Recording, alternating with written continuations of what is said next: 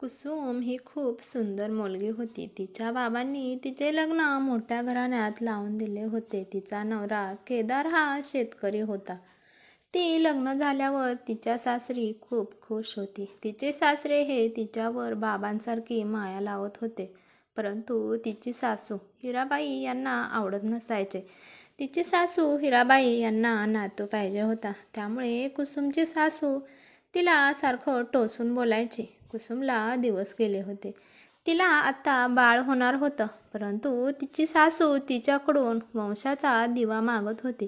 कुसुमला पहिल्यांदाच खूप छान अशी गोड मुलगी झाली होती. परंतु तिच्या सासरची माणसे म्हणजे तिची सासू आणि नवरा हे नाराज झाले होते. कुसुम खूप खुश झाली होती. तेवढ्यात कुसुम म्हणाली की आई, नंतर मला दुसऱ्या वेळी नक्की मुलगा होईल, म्हणजे या घराण्याला वारस मिळेल. तर पुढे काही दिवसानंतर कुसुमला अजून दिवस गेले. तिची सासू हिराबाई आपल्याला नातू होणार म्हणून खूप खुश होती. कुसुमला मुलगा होणार म्हणून तिचे डोहाळे खूप उत्साहात साजरे करायचे होते. तिच्या माहेरची माणसं बोलावली होती. तिचे आई वडील, भाऊ, वहिनी आणि बहीण यांना सुद्धा बोलावले होते. तिच्या सासूबाईंनी आपल्या सुनेचं डोहाळ जेवणाचा कार्यक्रम खूप उत्साहात पार पाडला व त्याच दिवशी तिचा नवरा केदार हा शेतातून घरी आला व कुसुम त्याला जेवण्यासाठी आग्रह करत होती. परंतु तो म्हणाला, मला जेवायचं नाही, माझं पोट भरलेलं आहे. कुसुम म्हणाली, आपल्या घरी एवढा गोड कार्यक्रम झाला आणि तुम्ही नाही जेवलात तर तुमचं तोंड गोड कसं होणार? केदार म्हणाला, तुला सांगितलेलं कळत नाही का? मला नाही जेवायचं. त्यावर केदार आपल्या बायकोला म्हणाला की त्या वेळेस मला पाहिजे होता. माझा छावा पाहिजे, म्हणजे वाघासारखी डरकाळी मारणारा. आपल्या नवऱ्याचे असे बोलणे ऐकून कुसुम ही आश्चर्यचकित झाली आणि तिच्या पायाखालची जमीनच सरकली आणि ती विचार करू लागली, यांना मुलगा पाहिजे आहे, पण ते माझ्या काही हातात नाही असं वाटत होतं. कुसुमला तिच्या नवऱ्याचं बोलणं सारखं मनामध्ये आठवत होतं. ती सारखं त्याच गोष्टीचा विचार करत असायची. पण त्यानंतर कुसुमला दुसऱ्या वेळेस पण मुलगी झाली. पण कुसुम खूप खुश होती. तिच्या सासूला म्हणजेच हिराबाईला खूप राग आला होता. नंतर तिच्या सासूबाईंनी कुसुमला काही दिवसानंतर तिच्या सासूने कुसुमला तिच्या माहेरी पाठवून दिले. ती म्हणाली, ज्या वेळेस माझ्या सुनेला मुलगा होईल त्यावेळेस मी कुसुमला घेऊन जाईल. यात कुसुमची काहीच चूक नव्हती. कुसुमला मुलगा म्हणजेच केदारच्या घरच्यांना वारस म्हणजे वंशाला दिवा मिळेल. कुसुमने तिची सर्व हकीकत तिच्या घरच्यांना म्हणजेच माहेरी सांगितली. परंतु कुसुमची बहीण ही तिला खूप काही समजावून सांगत होती. परंतु कुसुम म्हणाली की मला सगळं कळत आहे, पण माझ्या घरच्यांना म्हणजेच माझ्या सासूबाईंना त्यांना वंशाचा दिवा पाहिजे. कुसुमला हे सर्व काही खूप असह्य झालं होतं. परंतु कुसुम हे तिच्या मनाला कोसत होती की मला मुलगा झाला म्हणजे माझ्या घरच्यांना वंशाचा दिवा मिळेल. त्यावर कुसुमला नंतर दिवस गेले हे तिच्या माहेरच्यांनी तिच्या सासूबाईला कळवले. त्यावर कुसुमची सासू विचार करू लागली की कुसुमला ओल्या कुशीवर दिवस गेले की काय, व तिची सासू हे लगेचच कुसुमला भेटायला आली. परंतु ती काही कुसुमला घेऊन गेली नाही. कुसुम खूप नाराज झाली होती. आता कुसुमच्या आई वडिलांनाही खूप कुसुमची काळजी वाटत होती. त्यांना त्यांची मुलगी सुखात असावी इतकंच वाटत होतं. कुसुमला मुलगा नाही झाला तर या दोन मुलींना घेऊन कसं जगणार आहे, असे तिचे आई वडील हे विचार करत होते. कुसुमला मुलगा होणं हे काही तिच्या एकटीच्याच हातात नव्हतं. पण कुसुमची सासू तिला एकटीला दोषी ठरवत होती. कुसुम सारखं तोच विचार करून करून वेड्यासारखं वागत होती. कुसुमच्या त्या दोन मुली सुद्धा खूप गोड आहेत. पुढे काही दिवसानंतर कुसुमचा दीर हा शिकून परत घरी आला होता. तो आल्याबरोबर आपल्या भावांच्या छोट्या छोट्या मुलींना आवाज देऊ लागला. तेवढ्यात त्याची आई म्हणाली, काय रे, इतक्या मोठ्याने का हाका मारत आहे आणि हे लहान बाळासारखं खेळणं काय घेऊन आला आहेस? तो म्हणाला, मी आपल्या पिहू आणि छोटीसाठी हे खेळणं आणलं आहे.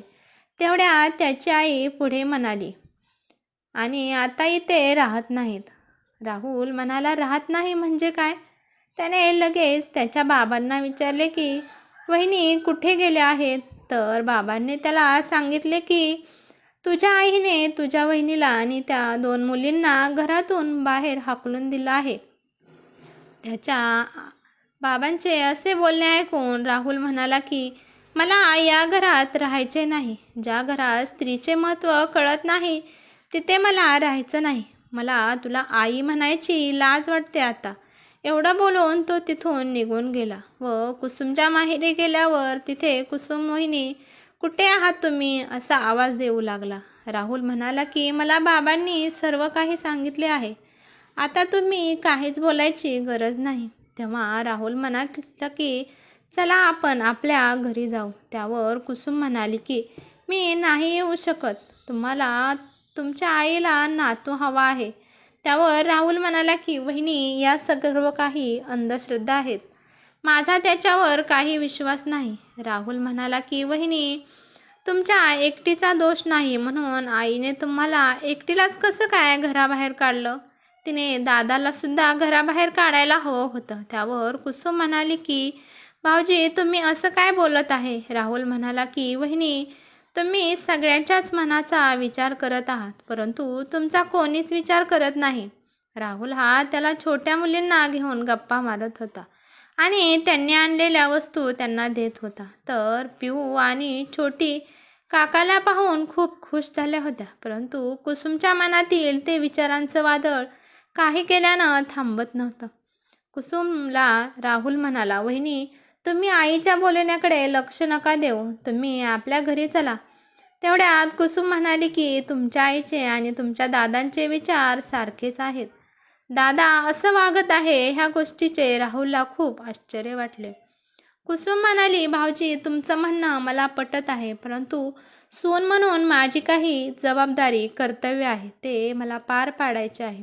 राहुल म्हणाला वहिनी तुम्हाला यावेळी सुद्धा मुलगी झाली तर तुम्ही काय करणार आहात ते माझं नशीब समजेन मी. कुसुम असाच विचार करत करत एक वेळेस बेडवर तिच्या पोटावर पडली.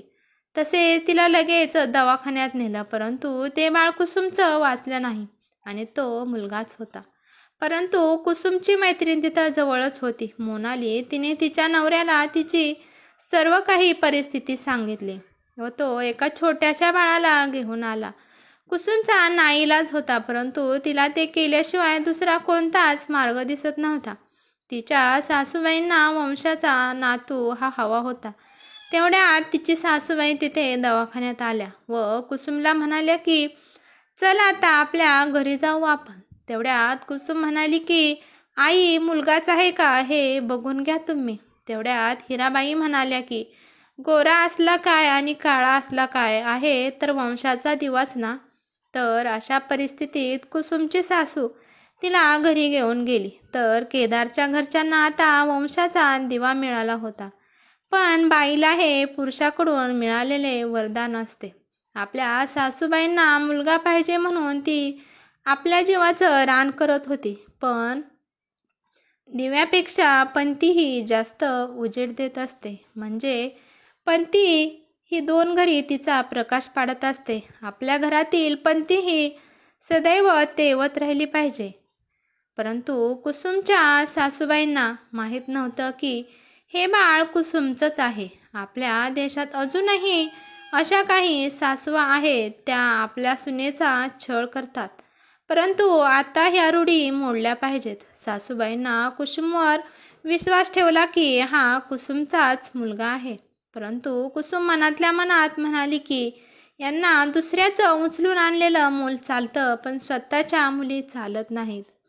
माणसाचा हा खरेपणावर विश्वास नसून अंधश्रद्धेवर विश्वास आहे. सदैव तेवत राहते ती म्हणजे पंथी असते. त्यामुळे सर्वांनी या पंथीचा आदर करायला शिका. तर ही कथा कशी वाटली ते मला नक्कीच कमेंट करून सांगा आणि चॅनलवरती नवीन असाल तर सबस्क्राईब करा. धन्यवाद.